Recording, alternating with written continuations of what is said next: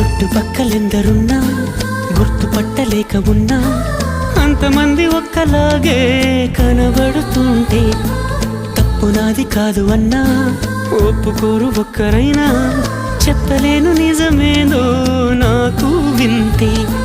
కళ్ళను వదిలెళ్ళను అని కమ్మిన మెరుపేదో చెప్పవ కను రెప్పలకే మాటొస్తే